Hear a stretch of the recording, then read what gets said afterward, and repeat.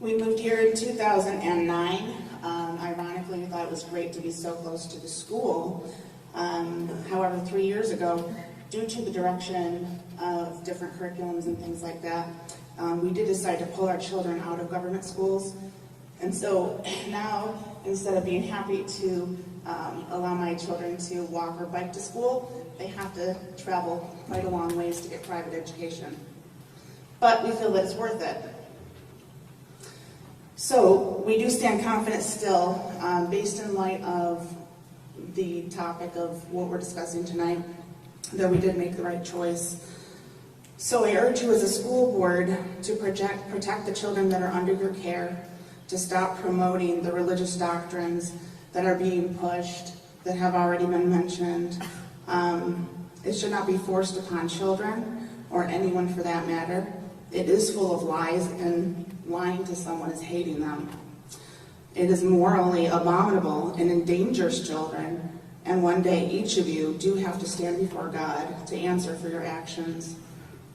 So as a Christian, I must love my neighbor, just as Mark has already stated. The best way that I can do that is to tell the truth. If I continue in lies, that is hatred.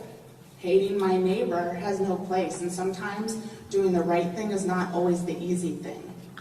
You know, if you think that you're going along with the culture and that makes you brave, that doesn't make you brave. Doing what's right in spite of what the culture says is what's going to make you brave. So what we urge you to do is just reject the materials that are being pushed. Don't allow them to be put before children in the schools.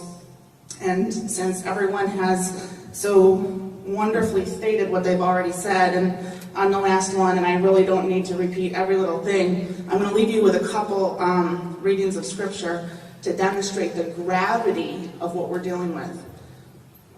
Matthew 18:5-6 says, "And whoever receives such a child in my name receives me, but whoever causes one of these little ones who believe in me to stumble, it is better for him that a heavy millstone be hung around his neck and that he be drowned in the depth of the sea." Those are Jesus' own words. And that's how serious he takes your protection of little ones.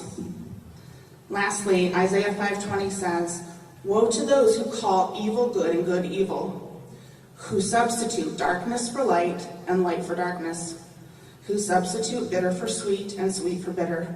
Woe to those who are wise in their own eyes and understanding in their own sight. Woe to those who are mighty men in drinking wine and valiant men in mixing strong drink, who declare the wicked righteous for a bribe and remove the righteous standing of the ones who are righteous. Therefore, as a tongue of fire consumes stubble and dry grass collapses into the flame, so their root will become like rot, and their blossom blow away as dust. For they have rejected the law of Yahweh of hosts, and the word of the Holy One of Israel they have spurned." I just urge you to do what is right and to stand for what is right, even though it's not the easy thing to do, and protect the children of this district. Thank you.